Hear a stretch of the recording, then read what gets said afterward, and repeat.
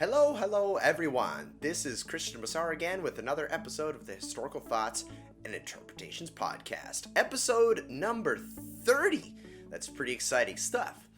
But today what we're going to be talking about, what I'm going to be looking at, is preaching to the northern nations. The Christianization of the Norse lands. So this is a process that did not happen very quickly. It was a process, like many other things. The Christianization of Scandinavia was a process rather than a quick, one-time event. And during this process, the old traditional Norse religion and the new faith interacted in ways that blurred the many differences between them. A quote-unquote pure Christianity had a hard time spreading in this environment, and Christians took a number of actions to help their faith grow.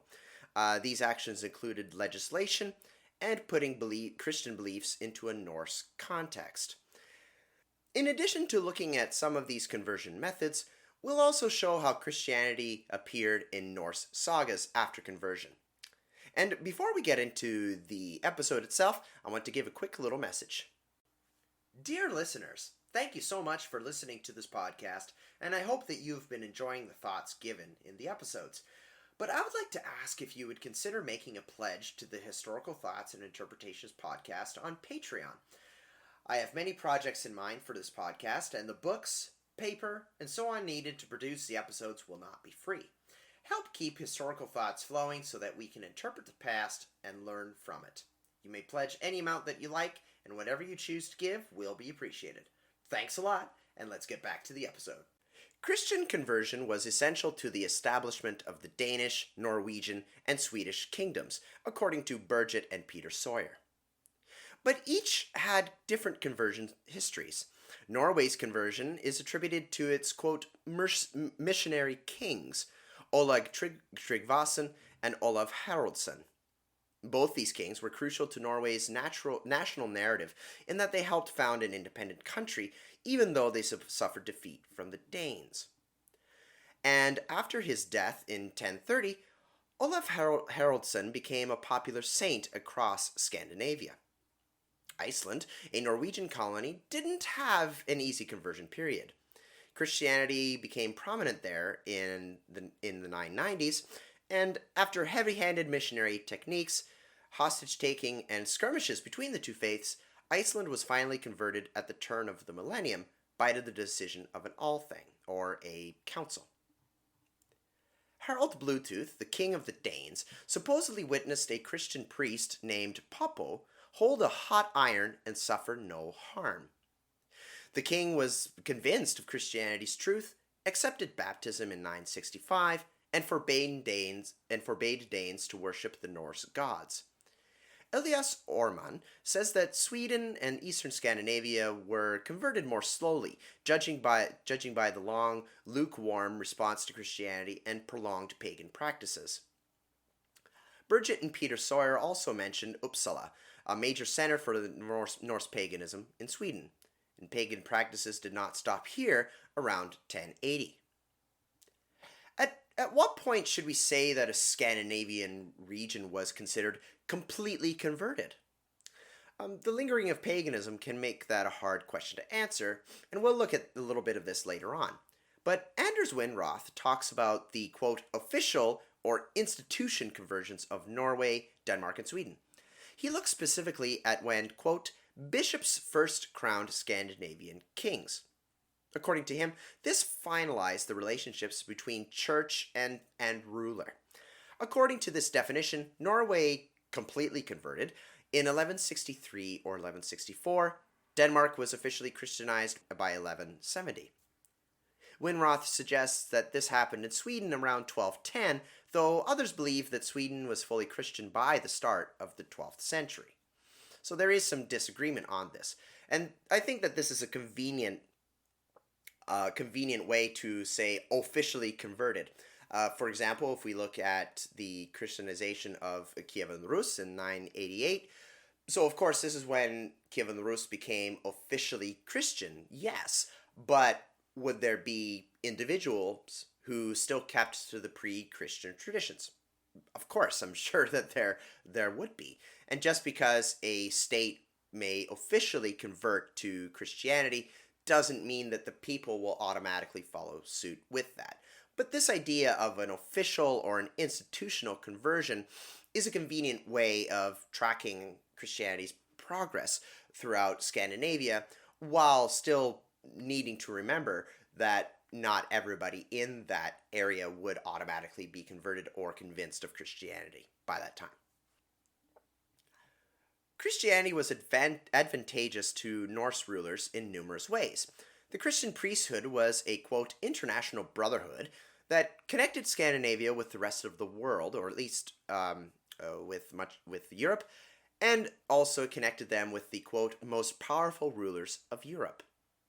This brought prestige to the Norse kingdoms and rulers, and visually striking churches and riches of Christendom would make conversion more attractive.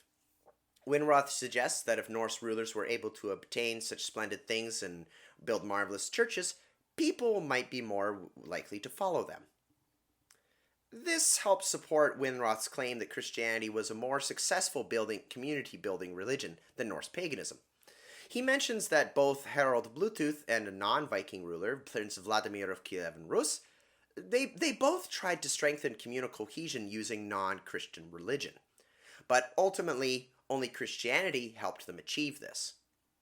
Christianity was different in that godparents were necessary at baptism. This allowed common converts to form close relationships with each other, but rulers were also able to take advantage of such connections with foreign kings. In the early 1000s, Olaf Haraldsson became the godfather of Eyvind, who was likely a Norwegian chieftain. Eyvind had his own relationship with Ethelred in England, and Olav was able to share this connection upon his godson's baptism. Christian Norse kings also gained increased central control. Because of the church, illegitimate sons were forbidden from ruling the Norse kingdoms. This made the kingdoms more politically stable by reducing the number of potential claimants to the throne, even though it wouldn't solve all problems regarding problems with succession. In the 12th and 13th centuries, the church legitimized heirs through coronation. Rulers could also control who was baptized, for there were few Christian priests in Northern Europe. This restricted pagans from forming religion-based relationships, especially when pagan rituals were banned. Yet, Christianity did not spread very easily throughout Scandinavia. There was an initial period of tolerance or accommodation of pagan practices after conversion, leading to, as I said before, what might be called a lukewarm kind of Christianity. Widukind of Corvey, a German chronicler and monk, complained in the 960s about Christian Denmark's lackluster faith around the time of Harald Bluetooth's baptism. He said that even if the Danes were Christian, they still held on to worshipping idols and holding on to pre-Christian rites. Widukind also said that Christian Danes believed that Jesus Christ was a god, but that he was a lesser deity. Jesus, Christianity's one true God in the form of God the Son, was reduced to simply a member of the Norse pantheon. Burgett and Peter Sawyer say that situations like this were common in the rest of Scandinavia during this half-hearted stage of conversion. Just after Iceland became Christian, pre-Christian practices such as the eating of horse meat, which was considered a pre-Christian sacrifice, and also the exposure of unwanted children would still be done in secret, even though Christian law officially outlawed them. Some Christian Norse rulers simply legislated their faith upon the pagan population. We already saw how Iceland's religious fate was decided at an Althing, and that Harald Bluetooth forbade pagan worship. And as in Iceland, 13th century lawmakers in Gotland, modern-day Sweden, decreed that child exposure would be banned. Elsa Mundal points to the medieval prohibition of Landvater worship, or the belief in and worship of land spirits. She points out that this was done in the medieval period, possibly indicating its continued practice after an official conversion to Christianity. But as we also saw, And as we see in history and also in modern times with certain things, legislation was not always effective. Yet, legislation is useful to study, as it is kind of an acid test for Christianization. If the faith was legislated in a Norse kingdom, or certain things were banned because of religion, contemporary writers considered that kingdom truly converted. But even if a Norse kingdom did officially Christianize, not everyone would immediately accept the new faith. I talked a bit about this earlier. Some practices may have stopped immediately, while others would continue. And while some churches sprang up quickly, it took much longer to administer parishes and start collecting tithes. Birgit Sawyer, Peter Sawyer, and Ian Wood say this, quote, "Conversion and the acceptance of Christianity did not proceed at a uniform pace in all levels of society. Jarl Hakon of Lade, for example, held on to his pagan beliefs even after his Lord Harald Bluetooth converted. Reality was contrary to triumphant conversion narratives such as the saga of Olav Tryggvason and the life of Ansgar, in which near immediate conversion takes place on a biblical scale. A pagan society's beliefs do not change this quickly, even if individuals do sincerely convert. Individuals will still have some fondness for the old ways, and they will likely not change just because their king says that they should. Christianization in Scandinavia was thus a prolonged process, not a one-time instant transformation. And I want to mention this here. I think it would be negligent not to mention this side. We often look at the conversion of a group of people or a conversion of a nation to Christianity or perhaps Islam as well. In the idea of, we often can reduce it to, well, it was politically convenient. The Viking or the Norse kingdoms or the Norse rulers are converting to Christianity because it is politically convenient. It allows them to connect to the rest of Europe, allows them to build a more convenient and better political relationships, trade, and things like this. And we have a similar narrative when we talk about the conversion of Kiev and the Rus under Prince Vladimir. But at the same time, and I think, and this is just me commenting on the moment here, which can be perhaps harder to research because we can't enter the mind of Olav Tryggvason or someone else to see what they actually thought of the faith that they converted their nation to. But at the same time, when I'm talking about the personal belief, and when a nation converts to Christianity, maybe not everybody in that area is going to convert to Christianity right away, right? So, but the converse could be true too.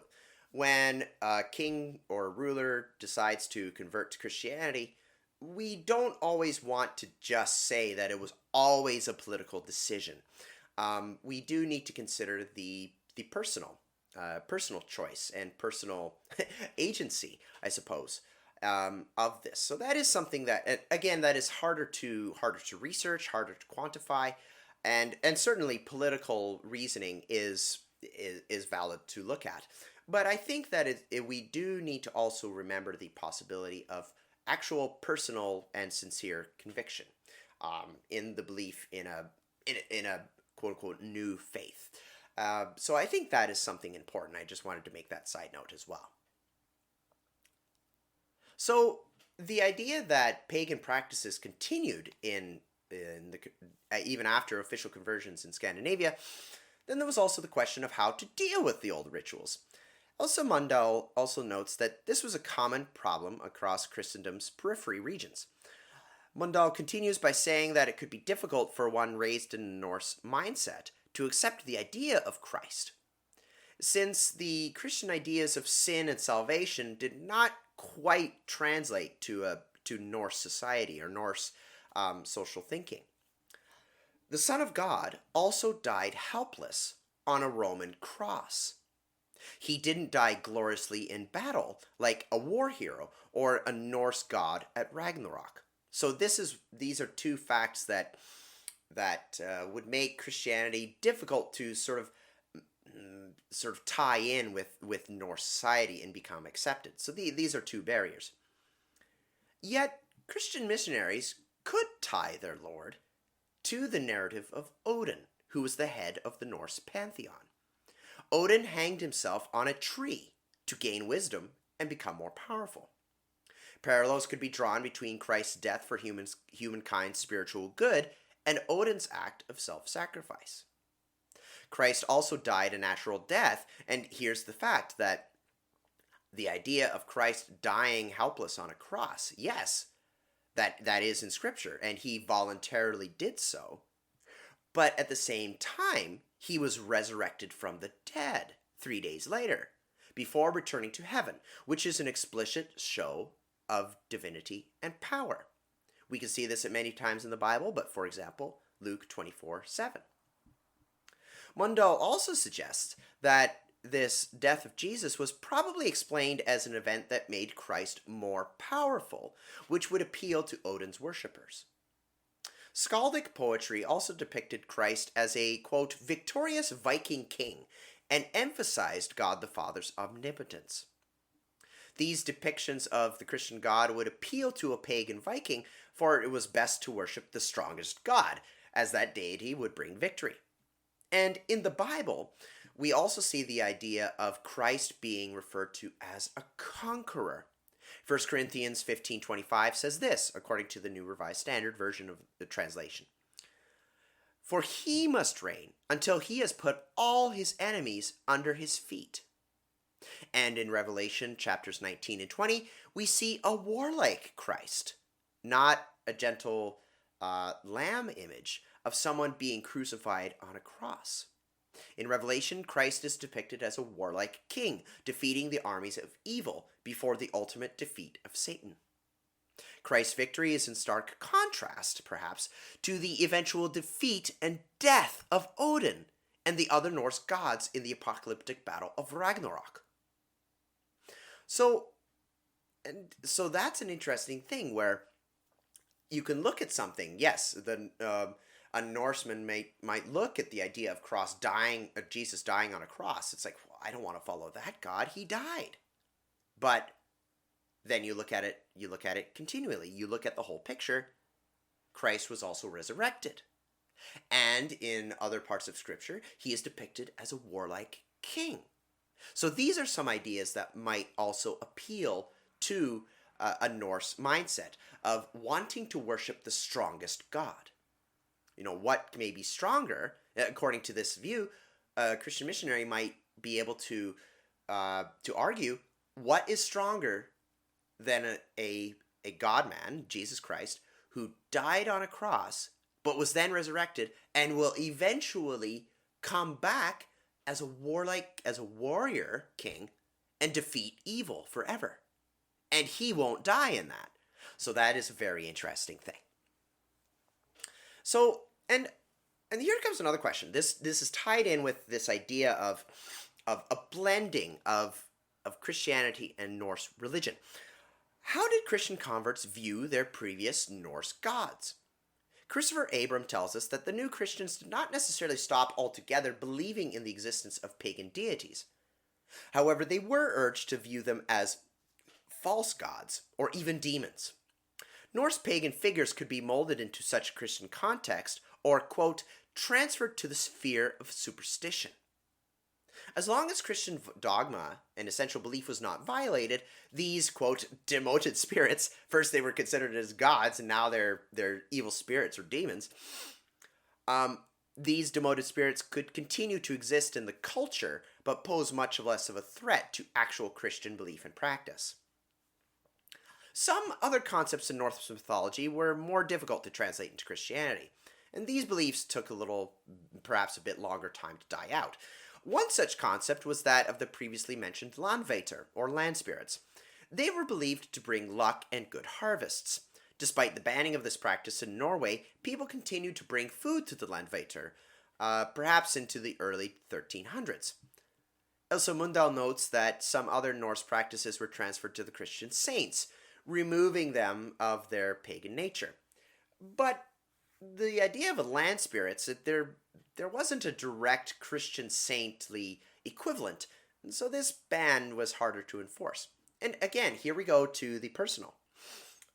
If one believes that giving some food to this land spirit will increase my crops, that's a hard belief to let go of, right? So even if it's forbidden by law, and even if one is converted to Christianity but still has a bit of an inkling to offer something to these land Vatir, and there's no saintly figure to apply this practice to, turning away from this practice may be a little hard on a personal level. And then there's the idea of another type of spirit in Norse mythology, the Norns. And these were female fate-shaping spirits. And although in Iceland the Norns were somewhat transformed into evil witches, transferring belief in them to a saint would have been difficult. According to Mundal again, this is because Christianity was a more, quote, male-oriented religion than Old Norse heathendom. And females were not in charge of Christian worship, destiny, and ritual. And even the Virgin Mary was not an appropriate fit to replace the Norns. So this concept of fate was still an important one, and it was directly tied to the Norn spirits. Anders Winroth would suggest that a pagan-Christian binary is useless when talking about the early Christianization of Scandinavia. This is especially because there was likely no Norse forbidding of practicing baptism and other Christian rituals. Scandinavia had a lot of contact with Christian Europe well before the region was officially converted. And Christianity had come to Norse lands, for example, piecemeal through mercenaries, merchants, and other travelers, before missionaries and Christian kings like Olav Tryggvason could bring a more complete introduction to Christianity. Christian rulers were also able to legislate religion, as we saw earlier. Merchants and mercenaries would not have this authority, contributing to the religious blending of the Norse and Christian religions. It can be difficult to tell where this religious blending begins and ends. Burial practice was just one area in which studying religion is very ambiguous. And this is because the practices associated with Christian burials and Scandinavian or Viking burials in general it's very hard to get a clear picture exactly. For example, certain identifiers such as burying instead of cremation, grave goods, and body placement do not always indicate a Christian gravesite. Some pagans were buried, and some had their heads towards the west, just like in a typical Christian burial. Christians were also not supposed to be buried in mounds, and they were laid to rest with only basic items. But Anders Winroth mentions the, quote, Mammon men, and he says that this person was, quote, buried in 971 or soon thereafter in a richly furnished grave in Jutland, which is in modern-day Denmark. The Mammon man is buried in a mound with an axe and other rich items. So, according to the criteria, he, quote-unquote, should be pagan. But yet he is also buried with a wax candle, and some say that this means that the Mammon man was a Christian. He possibly became Christian before Christian cemeteries existed in his area, so the wax candle was probably meant to sanctify his grave. And so this is where it gets difficult as well, where pagan and Christian symbols were also blended or at least shown side by side. Some amulets looked like a mix between Christ's cross and Thor's hammer. One woman was buried near Hedeby, modern-day Germany, in a wagon full of Thor's hammers, but she wore a cross necklace. In Jutland, a soapstone mould was found that would allow an artisan to make both cross and hammer pendants. These two facts seem to indicate that some Scandinavians were fine with blending Christian and pagan symbols. According to Winroth, pagan Vikings would have seen the cross during raids and trading trips. He also says that crosses started appearing in Scandinavia in the 500s, long before Christianity officially came. Thomas Dubois notes the 10th century Andreas cross on the Isle of Man, which was a place where Scandinavian and Celtic cultures merged. On one side of the Andreas cross is engraved an image of Odin and the mythical wolf Fenrir. On the other side is another figure, quote, treading on a serpent. It's reasonable to believe that this person is Christ, because in the Old Testament he was prefigured when God predicted he would crush the tempting serpent's head. Christianity's impact on Norse culture can also be demonstrated through its literature. Oral tradition kept pagan mythology alive for centuries after Iceland's conversion to Christianity, and Christians eventually wrote it down. It can be hard to get a complete picture of these pre-Christian stories simply because written sources like Snorri Sturluson's Poetic Edda were written well into Scandinavia's Christian era. Yet Mundell believes that studying this literature can give insight into the religious blending we analyzed earlier, as it can give us a glimpse into the pre-Christian mindset. Mundell looks at an Icelandic work, what is known as a skaldic stanza Lausavisa 22. And she looks at this to look at the integration between Norse paganism and Christianity. In this stanza, a helmeted woman of God invites the Christian poet to heaven. This is very similar to a Norse Valkyrie, or a female spirit that chose fallen warriors and served them in Valhalla. Mundell suggests that this stanza could be combining the concepts of Valkyries and Christian angels. Mundell, however, does possibly admit uncertainty in this idea because at the time of the poem's composition, Christian angels were considered male. Perhaps a clearer allusion to Christianity appears in the Voluspa, or the Seer's prophecy. This allusion appears at the end of the poem after Ragnarok has destroyed the pagan gods. In stanza 65, there appears a, quote, powerful mighty one who rules over everything. Is this mighty person Jesus Christ? This interpretation does make sense, for Christ is described in Christian scripture as having the first place in everything, according to Colossians 1:18. Christopher Abram, that stanza 65, just mentioned, appears only in the Hauksbok version of the poem and not in the Codex Regius version. But regardless, he says, stanza 65 shows some Christian influence on Norse literature. He also looks at stanzas 36 and 39, which seem to suggest the Christian punishment of hell for sins such as murder and making untrue oaths. The Voluspa also describes the destruction of the old gods, making way for, quote, something better. If stanza 65 did indeed refer to Jesus Christ, the poem is suggesting that the Norse ways would fall to Christianity.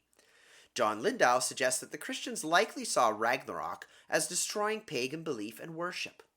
Even if the Mighty One is not Christ, the poem ends on a millennial note, so to speak, in which a brand new world is created after the old one's destruction. We can look at this idea in Christian scripture in Revelation 21, which reminds us of the new earth and the new Jerusalem. The conversion of Scandinavia is an amazing study area. Though the Norse people had contact with Christianity for centuries, their land was only slowly converted. And even after their kingdoms or their rulers officially took up their cross to follow Christ, the new faith had to wrestle with remnants of Norse paganism that were still present in the social mindset. Not even Christian laws could completely stop the continued pagan practices during the region's early period of conversion. This is only one example, which shows that regional Christianization throughout history was a process that took time to overtake the old culture.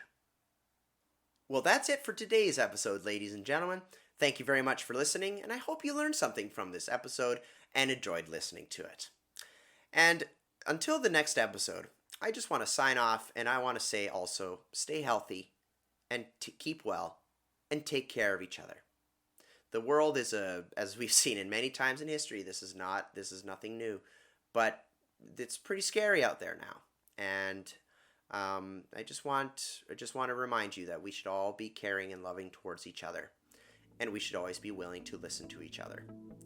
Take care, keep healthy, and until next time, have a great one.